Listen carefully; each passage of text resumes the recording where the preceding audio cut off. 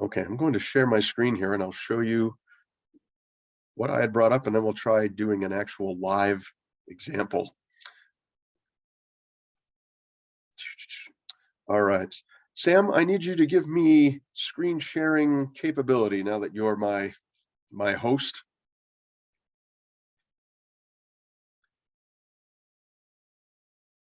And also I'll give a little bit of context.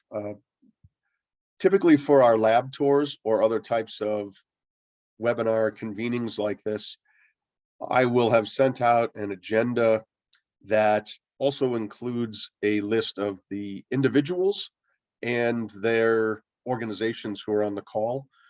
We hadn't prompted people that would be part of the structure of the conversation today, so I've not done that, but no, in general, there's folks from different federal labs here, scientists of different kinds, science communicators from federal labs or federally funded joint institutes on research campuses, and also various technologists from different companies, and people can identify themselves as they choose as we get into the conversation over the next hour. Okay, let's see if I can share this now. Thank you, Sam. All right, so I'm logged in here and put into ChatGPT how do scientists use ChatGPT. This has been the common structure of answers that I've gotten to questions that I've put in, where there'll be some kind of introductory answer sentence or perhaps paragraph, and then frequently a numbered list, anywhere from 4 or 5 up to 10 or 12 I've gotten, depending on the topic, and then a little bit of a summary for whatever that topic was. I've also put in a request for it to generate HTML code for a particular kind of graphic or information on a website. And in that way, there might just be it's almost like a polite introductory paragraph, like, certainly I can do that for you. Here it is. And then you can copy it right out of there and put HTML code into a website. Similarly, you can ask it to write an article, and you can provide, of course, the topic, but you can provide a theme, like written in the style of, or you can describe the number of words you'd like it to be or within. And all of this will come up in generally less than 10 seconds. I don't think I've had anything last longer than that for any of the questions I've asked. For our group today, I, in essence, chose this. I thought it might be just interesting to see how ChatGPT perceives itself as a resource to scientists. And in maybe the best case scenario, this would prompt you on ways that, okay, here's a way for me to go and leverage this kind of search tool resource. Let's see, I wonder if, would someone like to suggest a question that I asked ChatGPT right now? I'll put it in here. We'll sort of just say first come, first serve. Someone put in the chat something they think I should type in here, and we'll see how it answers it. Ask it to make a prediction. Okay. And leave it open-ended open-ended that way. Oops, make sure I can spell it. I've not seen if it maybe like ask it when some team that's never won the Super Bowl, the World Series, will win the Super Bowl, the World Series. Who hasn't won? Let's see. I'll see if they.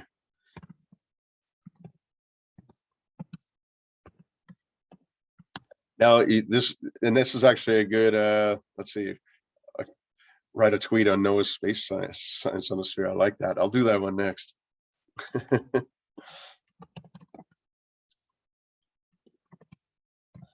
Also, some of the backstory of all of the information that ChatGPT is drawing on, I think ostensibly, and I don't know how to prove this, but I'm taking the word from the OpenAI folks. It draws on all of the information on the internet it can gather from 2021 and prior. So it's not a tool for either very recent or some type of, in some ways, even recent trend type answers, because it has that time limit on the information that it is able to access. All right, let me put this away. All right, I see the dots clicking here. You can scroll down and it should be down there. One Yeah, other thing, if you give it articles like news articles to ChatGPT of past 2021, it will skim those and kind of add that to its response. okay. Let's see, I'm gonna make this a little bit bigger here. Okay. So here is its a little bit of a insight there.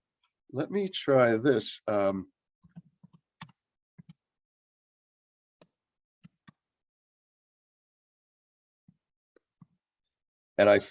I'm trying to be very precise in a way with my language. I've not tried to either trick it or use a lot of jargon. I think it might be that I'm too inherently used to or biased in using other search, either Yahoo, Google, or Bing, in realizing the more precise you are, the better your results will be. Maybe we can be a little bit more loose with this.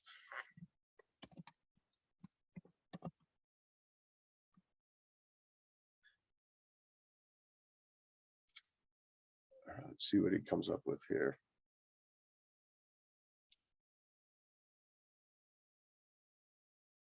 All right, he's thinking. It's thinking.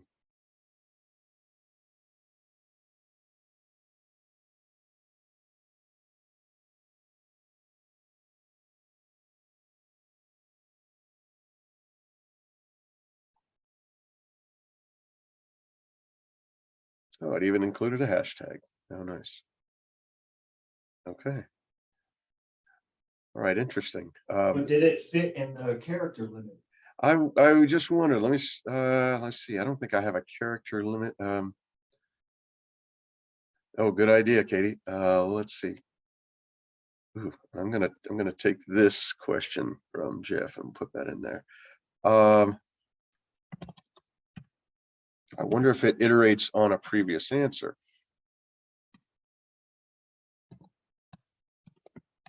Let's see if it knows what I mean when I say that. That would be okay. So it is following along, at least the Science on a Sphere tool. You can search for. Okay. Let's try this question.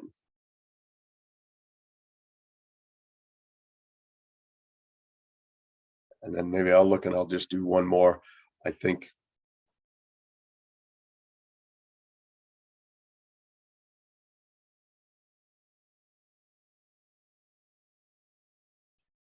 It must be busy now. I've definitely if I think about it, I guess it's been later at night after the kids are in bed when I've tried ChatGPT, and it would rifle off answers fast. Okay.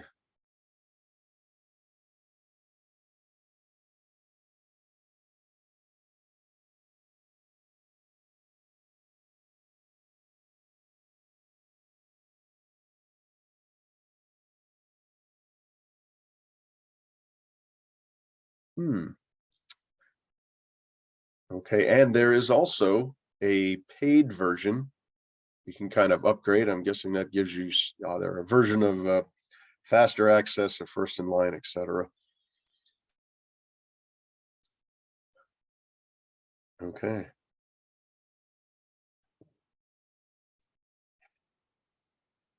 And somewhere in these kind of answers, another aspect that in reading about ChatGPT that I know has raised concerns is that there could be answers given to a question like this, and in this case, out of 5 given examples, one of them could be incorrect.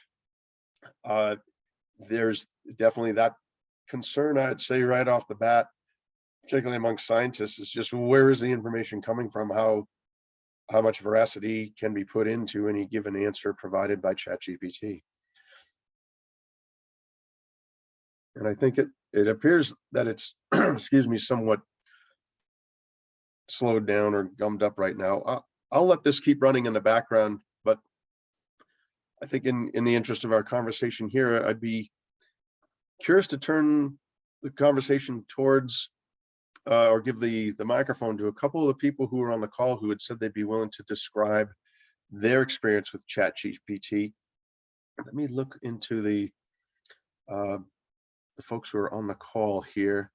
I'm looking to see if, let's see, is Richard here? Some people Yes, might I'm be on the call. Yes. Richard, are you here, Richard? Yes, I am. Can you hear me? Yes, I can hear you. Yes. If let me, I'm going to stop sharing my computer, everyone. And Richard, please introduce yourself. And we've not met yet. He had learned of this webinar and made an offer to describe his experience with ChatGPT. But hello, welcome. Sure. Yes, I'm Richard Casey, up here in Fort Collins. I'm one of the co-founders of a company called the Sequencing Center. We've been in business for about 7 years now. We do primarily HLA sequencing, that's human leukocyte antigen, and also whole genome sequencing, primarily at the microbial level, to be bacteria, viruses, and so forth.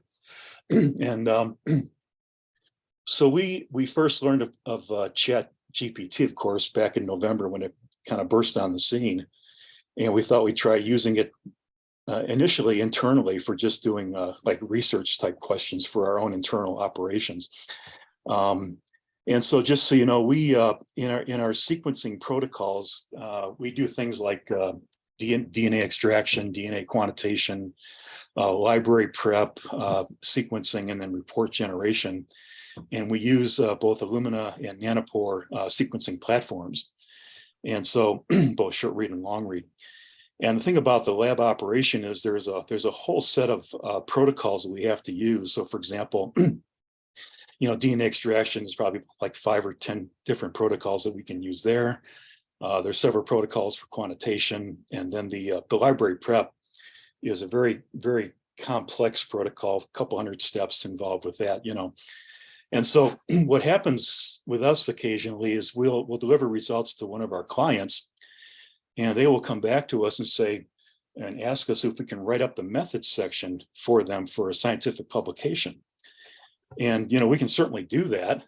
We have done that quite a bit. Of course, that's a fairly time-consuming operation, and it varies from client to client because we have to mix and match different protocols, So we thought, having used ChatGPT, we just wondered, can this thing generate a methods section for a scientific publication? So what we did, just as an experiment really, is we took one of our protocols, we took one of the simpler ones, which would be something like DNA extraction initially, and we simply asked ChatGPT, the prompt was something like, write a methods section for a scientific publication using the following text. And all we did was copy and paste the protocol itself after the prompt, hit return, in a couple of seconds, it generates a methods section. And then, it was kind of amazing. On first reading, it sounds like it's a valid methods section for a scientific paper, Right. So we had, of course, to validate that. So we went through the protocol sentence by sentence in the methods section and compared it to the protocol itself. And it got about 95% right on the first pass. Basically, all the numerical parts of it were correct. There's things like concentration and volumes and temperatures and so forth. Everything there seemed to be correct. It got the order exactly right, exactly as the protocol was written. And these are the extraction protocols that probably, 20, 30, 25 steps, something like that. It's not too complex, but the order is critical, and it got that all correct. And it also wrote it in passive voice intuitively, which you would expect for a scientific paper, so it got that right. What was really interesting is that the only place it got a little bit stuck, we tried the more complex protocol. The library prep has a couple hundred steps in it. So in that protocol, there is a section there where it has it like an if-then block, if you will, from programming, you know, a logical branch. And it has to go either through A or B, you know, it has to make a decision. It didn't quite get that exactly right, but it was a very simple fix. We just went through this. Okay, just, you know, if X is true, take branch A. If it's false, take branch B, and so on. So it was really pretty easy to fix. And curiously, the other thing is, if you read a lot of protocols, some of them are very well written, obviously. Some of them are a little bit, let's say, ambiguous in a step or two, where even the lab techs had trouble figuring out exactly what to do with that one step. Well, that's where ChatGPT also had a little bit of trouble. So if there's any ambiguity in the language in that one step, you have to fix that, you know. But this whole process for some of the protocols took maybe, I don't know, 30 minutes to an hour. It was very fast, you know. And then we had to also, the workflow goes something like, you know, DNA extraction, quantitation, library prep, and so on. So you have to put those three together back to back in that order for the methods section, which we did. And ChatGPT generated the entire methods section for us. We sent it to the client, one of the clients, and they came back and said, "Yeah, this looks great. We'll use it in a scientific publication." Now, I'm sure they have to tweak it a little bit, you know, for the formatting of the particular journal. But that was our experience. It was really kind of amazing. So, Yeah, great. Thank you for sharing. Yeah. Any follow-up? I see a couple comments in the chat about this. Any questions from anyone else in the group, or a comment just based on what Richard was describing? Hey, Dan, can you hear me? Yes, hi, Dan. Hey, pleased to meet you. So like Katie, I also work for NOAA, and but one of the roles that I play, and I was very intrigued with what Richard just shared with us, is I'm a rep for NOAA on the Colorado Science and Engineering Fair, the State Science Fair. Yes. And so I sit on the board there, and we've had students, award winners come to the CoLabs big meetings and award ceremonies in the past.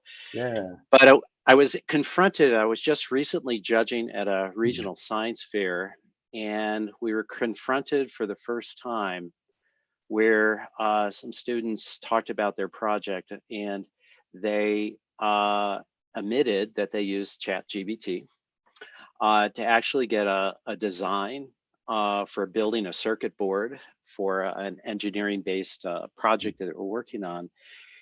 And they said that to us right at the end of, you know, as we were evaluating, sort of interrogating them in our judging role.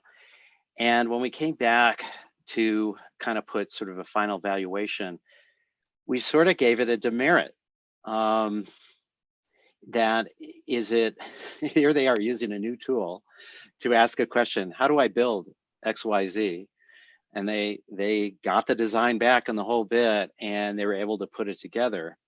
And as I was listening to Richard talk, I was also thinking, wow, what students can do for these science fair projects is kind of put stuff in and actually write up the whole project for them. Hey, do my methods section. Hey, do Wow. you know, this kind of thing. It creates an interesting dilemma, and this is something I want to bring to the science fair board to say, how do we work with this if this gets presented in the process that the students engage in and utilizing this tool? How different is them just going on the net and doing their research to help them design their experiment, et cetera, and so forth?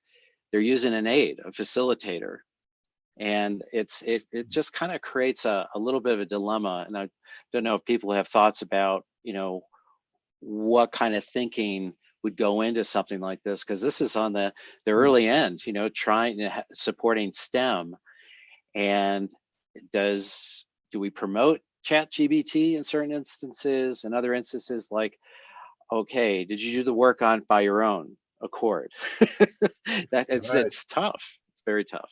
Very intriguing with the CSCF situation. That context of the students, and interesting that they weren't, it sounds like it didn't come up initially, and they weren't asked about it, but it did come up in terms of them revealing their methods. Yes, this was a resource we used, and I'm looking at thinking of my own teenage and middle school age daughters. To them, it's matter of fact. It's they see it as a version of like a calculator. Well, why wouldn't I use it if it exists? And then us as the old people are like, well, wait a minute, that's you're kind of faking your way through solving a problem. And we've had the argument, they bring up calculators to me as like, well, didn't you use a calculator? You didn't have to write everything out. I'm like, well, Right. but anyways, thank you. I think I'd like to segue to Kenna. It appears, I think what Kenna was going to be speaking about, both what you were just describing, Dan, and some of the points that Jeff has brought up, really interesting in the chat, leads me to introduce Kenna, please, or Kenna, introduce yourself, please, and then we'll continue the conversation from there. Thanks, Dan. Can everyone hear me okay? Excellent. Yes. Okay. I'm Kenna. I'm the science communicator here over at Gilla. So we're part NIST and part CU Boulder, and we're a physics research institute. I've been here for about 2 years. As far as ChatGPT goes, I am a technology freelance science journalist. So I've written for Discover and Scientific American already about things like ChatGPT, and have a couple articles in the works about it. So I'll kind of address a couple of the questions in the chat first, and then I can talk about maybe my personal experiences. So ChatGPT is a language machine learning algorithm. It is very, very advanced. It's the 3rd iteration of ChatGPT, which just means it has more memory and a larger data selection that it's pulling from.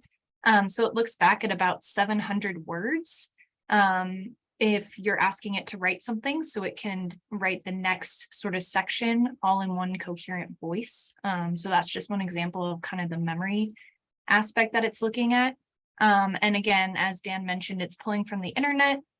So there are some limitations. I've asked it to write, a murder mystery novel in this certain style, and it didn't know the book I was talking about.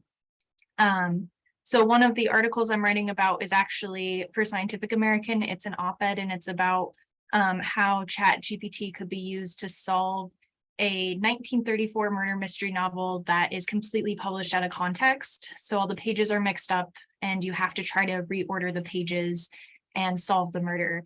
So as you can think about it, it's quite a puzzle for this AI system because it clearly has no context at all, right? So that's just one example of kind of the limitations of this AI technology, is it definitely needs that context and that data. So the way that it works is that it looks at each word as a token. So each word is tokenized, which just means that it goes into a matrix as kind of a number. So usually for data, right, it's looking at values and numbers, but because words are very different than that and can be very subjective, it has to change them into something it can read. So it does that, and then it looks at the overall context of that, right? So if you give it something with no context, it can be quite challenging. So the other article I'm currently writing is for Discover, and it's about scientific authorship with ChatGPT, because there's already been about 4 or 5 papers that have already been scientifically published that I've cited it as a co-author. And so it's gotten, the big journals like Nature and Science to start looking at different policies and how to update with this, and should that be used in the acknowledgement section or should it be used at all? And so I interviewed the editor-in-chief of Science about this exact problem. And what he said is, this is very similar to when Photoshop first came out, right? So people weren't entirely sure, is Photoshop okay to use for illustrations? Is this cheating? Is this ethical? And so kind of their take is that they're going to be as restrictive as possible and loosen up over time. But they're also waiting for the National Academy of Sciences and whatnot to kind of make official statements about where using this technology falls. Now, he had some really good ideas about, using ChatGPT for non-native English speakers to polish up, certain English manuscripts or whatnot. But there have already been issues, obviously. So they did a study and 63% of abstracts written by ChatGPT were not caught by reviewers. So there is an easy kind of gray area of, is this really ethical? Is it not? Because if your research has a problem, you can't hold this thing accountable for it, right? So to Richard's point of, it's very easy to write a methods section. You can do a step-by-step. It's putting it in passive voice. That's really helpful. But we also have to think of the overall ethical implications of everything. So personally, I've used it before because as a freelance writer, I've just wanted to see how it does if I give it a pitch and say, can you pitch an article about this thing? And it does definitely know how to write a pitch very well. It obviously can't link to things or it can't put in the personal style of a freelance writer. But I can tell you it's already taking over jobs for simple content writing, for other freelance writing. But if you're a science writer like me, thankfully, you don't really have to worry because editors are pretty picky about things and they will know if it's been written by an AI for the most part. So yeah. Any Interesting. questions or anything? Yeah. Thank you, Kenna. What else has that brought up as thoughts from others in the group here?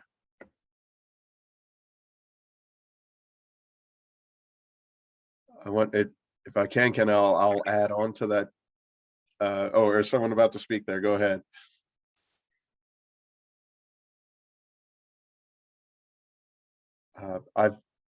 I've wondered, given who you were interviewing, and at least for Science Magazine, you said they're likely to, or their default will be to be a bit more strict or restrictive, and then loosen up as time goes. Interesting. Curious what the National Academies of Science, what the status of their assessment of this technology is right now. I'm sure they must be working on this.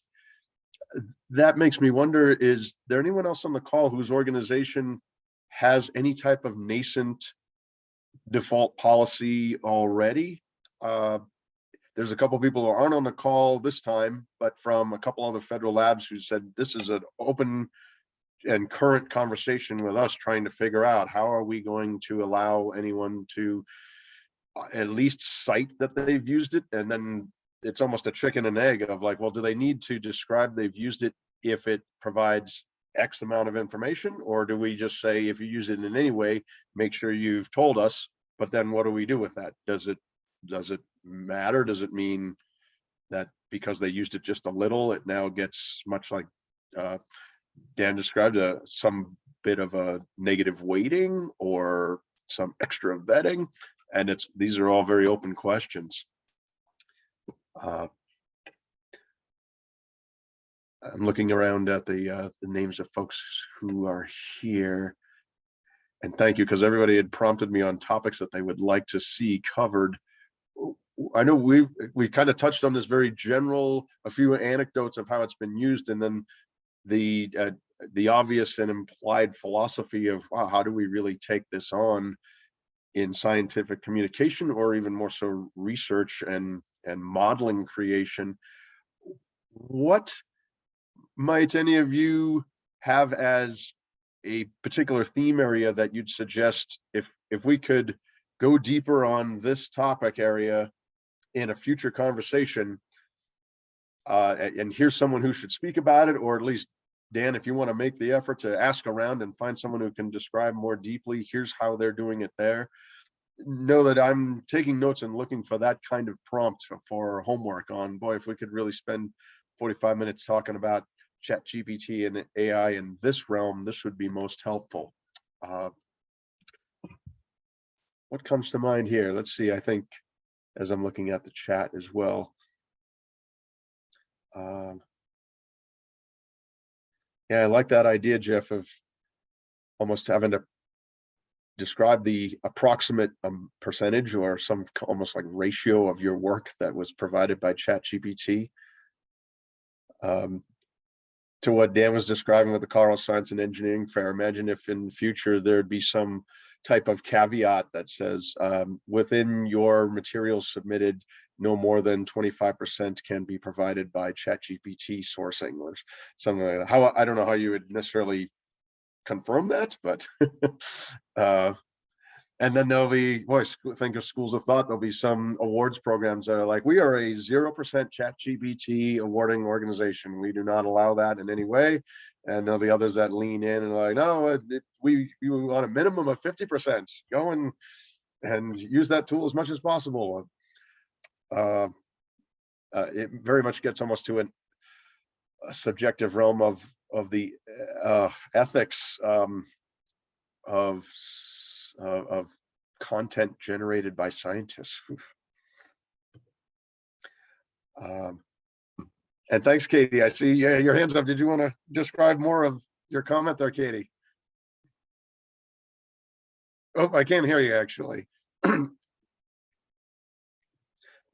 Excuse me. I got to mute while I have a call. Can you hear me? Yes, we can hear Great. Okay, sorry about that. I always toggle between different things. Yeah, I would be really interested to see collabs convene a panel of ethicists and maybe some of science historian types, Dan. I'd be really curious to get their take on it. I think the Front Range science community is rich enough there. Probably you'd be able to get a lot of a good audience for that and a good discussion going. But I'm in that, like, gosh, this could be potentially huge and tremendously powerful and save my team an enormous amount of time on first drafts. And I'm really uncomfortable with that. My husband is a middle school science teacher and is seeing things come in. And although I love the idea of potentially using it to illustrate what good, solid writing, especially science writing, is about, his experience is the kids are not being thoughtful about it. They're not reviewing it or treating it as a first draft. So it's interesting.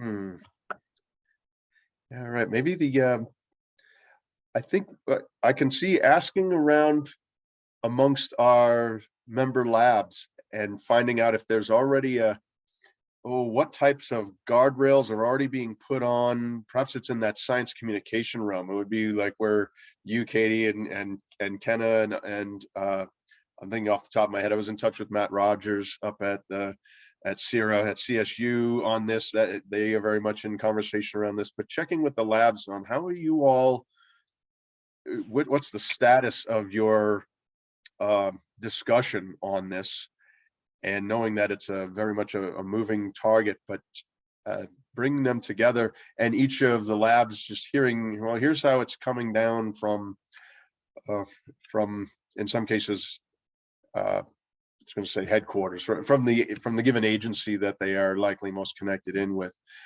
We'll see if from the NOAA side, coming under the Department of Commerce umbrella, is there something that's coming from that high up in DC, and then also coming from the NIH side or Department of Energy side.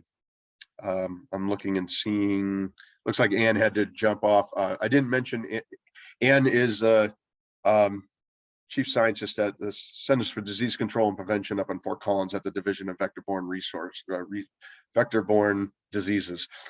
And NIH in particular, even before COVID time, anything that the CDC did in terms of their communications, extremely strict guardrails and vetting and multiple layers of review before any kind of information would be put out. I'd think that they must be probably several steps down the road and have been concerned about this type of information generation tool that any of their scientists would use.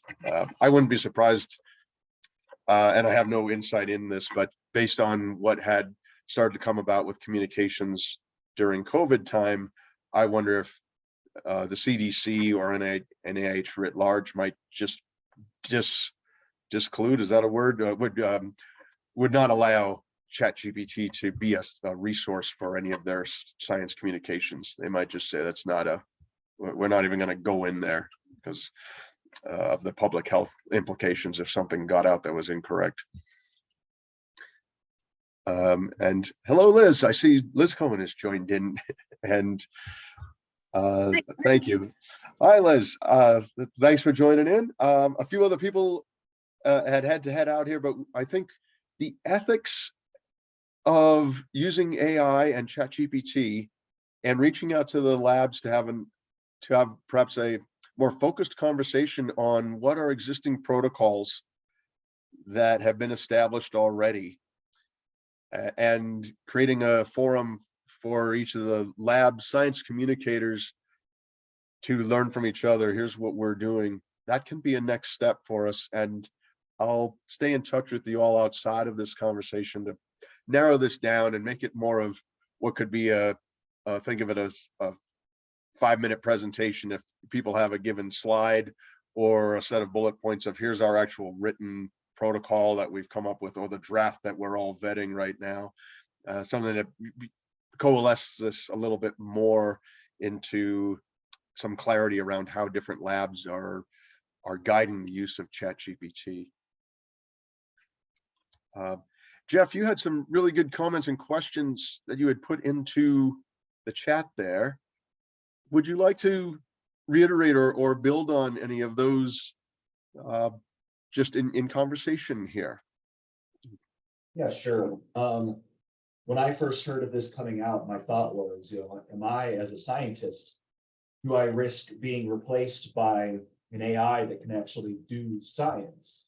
So, my thoughts were, can it create new science? But as I said in my comment, my understanding of something like ChatGPT and AI in general is it's just an interpolator. It only grabs it. It has to be trained. That's kind of the important thing, is it has to be trained on existing data. So it can't create something that hasn't yet been created, I think. I mean, it can try to extrapolate, I think, but I don't know to what degree it can extrapolate. And I don't know if any extrapolation would even be sensical, or if it would be nonsense or something. So that was my thought, was what is the implication of this thing's ability to ask good scientific questions, design an experiment, carry out the experiment, that kind of thing. That was kind of what I was getting at with my statement. All right, thank you. It just made me think there could be a new role of companies in the future as chief extrapolator. That's the value as a human you can still bring to a team that's you're surrounded by other big data, machine learning robots who are otherwise crunching data at a scale and a pace that is not something that humans intuitively do, but we can extrapolate. Can I add a little bit of a tag to this too? Is I'm a meteorologist, so we're always interested in forecasting. And one thing that is always interesting to everybody, not just scientists, is when a record is set in weather, a record high for the day, record rainfall, that kind of thing. It's hard. We know in the science that it's hard to predict extremes because we build our weather prediction models based on things that we know or things that we've seen in the past. And if you design any kind of model that is based empirically, which is based on obtained data, then you should never expect it to be able to predict a record-setting event. So that's kind of an analogy that I see between my particular discourse and then ChatGPT in the world, is its ability to predict new things that no one has thought of yet. Mm-hmm. Yes, it could be in this artificial intelligence, any of these kind of conversations, you can lean towards assessing what are the capabilities and then hence inherent threats. Think of threats, say, to existing jobs or roles, things like that. But then that assessment of the actual capabilities of AI, I think by default, the other side of that coin is it reveals, well, here's the limitation though. Here's what we all as humans can still do in a way that the machine learning is not ever going to be able to match, or at least is perhaps not intended to try to match. I'm not sure. It kind of might depend on just where your brain is that day. If you want to be more sort of anxious and just be sure you're clear on where the threat slide doing a full SWOT analysis on AI, or if you just are feeling a little more empowered and like, I'm aware of what that thing can do. It can't do this. But Yeah, well, I thanks think- everyone. And oh, so who was speaking Sorry. up there? Sorry, that was me. I wanted to talk with Jeff about kind of my experience with that thought of, is this going to replace me? So I'm a strategist and a marketer, and a lot of people in the marketing community are very nervous about ChatGPT because it's writing copy, it's creating images. And so our graphic designers and our copywriters are like, oh no, is my job going to get replaced?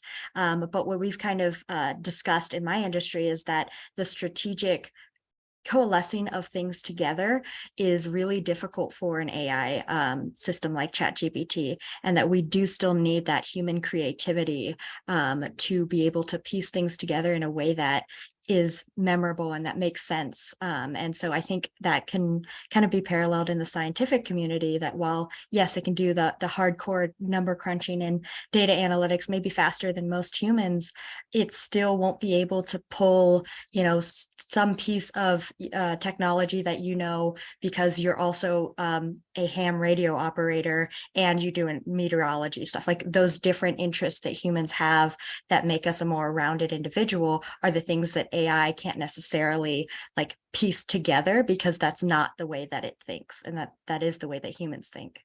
So that's Yeah. just from my industry and my background. That's kind of how we've started to think about that. All right. Thank you. Well, you know, everyone, thank you for making some time today. Dan, I did see your link to the NOAA AI program, and I am familiar. I've actually been getting their newsletters and their email updates since last fall, and following along with that. I'm aware of some other software type companies and other algorithmic based climate research companies who are connected in with the NOAA's AI group there to follow along what they're doing. Thank you for that. I'm going to take away the idea of looking to convene another call. We'll look to do this, say, in a month, as I reach out to the other labs and find the people who would be in charge of any nascent protocol or guidelines around how ChatGPT can be used and how it must be accredited or referenced somehow. And that's about as far as I think I'll presume there's a structure in place.